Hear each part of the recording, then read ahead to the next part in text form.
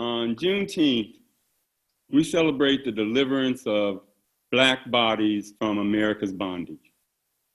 When I think of Black bodies in bondage, I really first think of my own father, literally and figuratively, a big Black patriot, a 6'8" barrel-chested Black veteran of the Second World War and proud Marine, who, in the words of America the Beautiful, more than self, his country loved.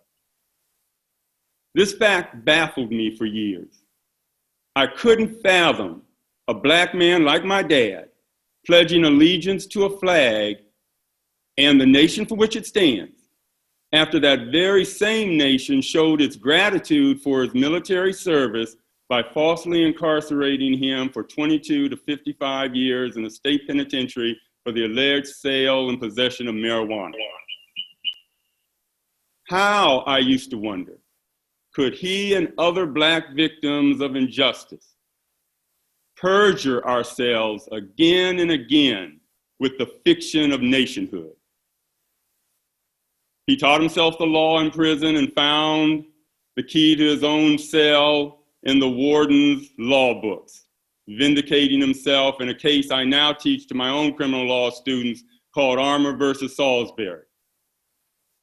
Yet his wrongful conviction robbed our family of its breadwinner, abruptly reducing our middle-class kind of standard of living and family to crumbs and roaches and rats.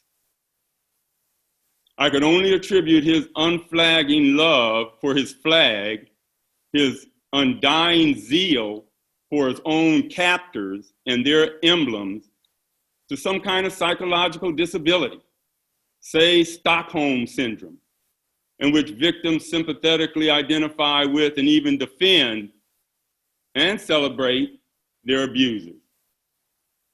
In time, though, I came to see his patriotic devotion to the American flag not as a mental illness, but as a profoundly political act, one intimately wedded to Juneteenth.